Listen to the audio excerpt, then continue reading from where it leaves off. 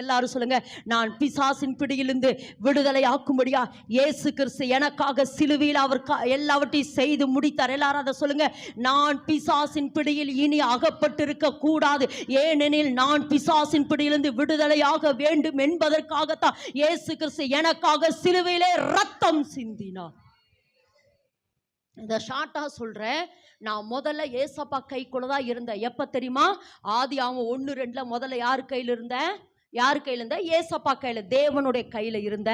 ஆதியாகமம் 3 அப்புறம் நான் யார் கையில் போயிட்டேன்? பிசாஸ் கையில். ஏன்னா சாத்தான் சொன்ன அந்த பழத்தை எடுத்து நான் சாப்பிட்டனால நான் யாருக்கு அடிமையாயிட்டேன்? சாத்தானுக்கு நான் அடிமையாயிட்டேன். இப்போ நான் சாத்தான் கையில் அடிமைப்பட்டு இருக்கிறபடினால, ஏன்னா எனக்கு என் மேலே தேவ சாயல் இருக்குது. அதாவது பிசாசுக்கு என்னை பார்த்தா கோபம் வரக்கு 3 காரியம். என்ன காரியம்? என்னை பார்த்தா, ஜாக்லினை பார்த்தா பிசாசுக்கு கோபம் வர்றதுக்கு 3 காரியம். 1, நான் யார் சாயலாக இருக்கிறேன்? யார் சாயலாக இருக்கிறேன்? தெரியுது இல்லைம்மா? தெய்வ சாயல் தெரியுதா? பக்கத்தில் பார்த்து சொல்லுங்க, உங்கள் தேவ சாயல் தெரியுதான்னு பாருங்க. உங்கள் முகத்தை பாருங்க, இது பக்கத்தில் முகத்தை பாருங்க, தேவ சாயல் தெரியுதான்னு. ஆமாம். அப்போ இந்த தேவ சாயலை பார்க்க பார்க்க அவனுக்கு என்ன வருது? கோபம் வருது. சாத்தானுக்கு என்ன வருது?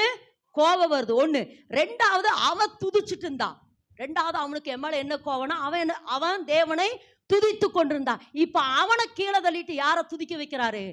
என்னை சொல்றாரு, என்னை துதிக்க வைக்கிறார்.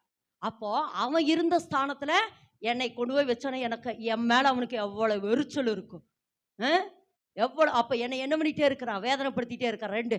3வது, கடைசி கால யுத்தத்துல என்னை கொண்டுதான் சாத்தானை அழிக்க போகிறார். என்னை கொண்டுதான் சாத்தானை. கடந்த வாரம் வாசிச்சோம்.